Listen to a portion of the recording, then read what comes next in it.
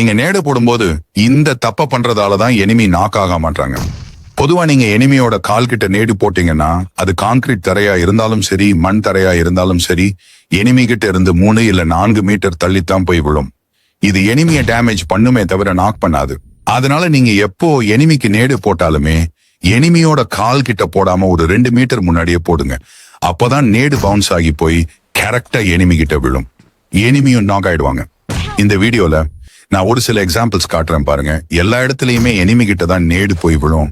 நீங்க ரொம்ப முன்னாடியே நேடிய போட்டா எனிமி ஓடி போயிருவாங்க. அதனால வெயிட் பண்ணி ஒரு 2 செகண்ட் இருக்கும்போது போடுங்க. இந்த 2 செகண்ட் எனிமி எவ்வளவு டிஸ்டன்ஸ்ல இருக்காங்கன்றத பொறுத்து மாறும். ஒருவேளை எனிமி இந்த மாதிரி வாலுக்கு பின்னாடி இருந்தாங்கன்னா உங்களால நேடு பவுன்ஸ் பண்ணி போட முடியாது. வால் தடுக்கும். அதனால வெயிட் பண்ணி நேடு டைம் முடிய ஒண்ணு இல்ல 2 செகண்ட் இருக்கும்போது எனிமி இருக்கிற இடத்துக்கு நேரா வால் மேலேயே போடுங்க.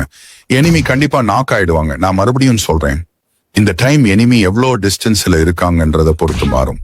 அதனால சரியா கணிச்சு நேட போடுங்க. இந்த ட்ரிக்கை உங்க நூப் ஃப்ரெண்டுக்கு ஷேர் பண்ணுங்க. இந்த மாதிரி நிறைய வீடியோஸ் பார்க்க நம்ம சேனலை மறக்காம சப்ஸ்கிரைப் பண்ணிக்கோங்க.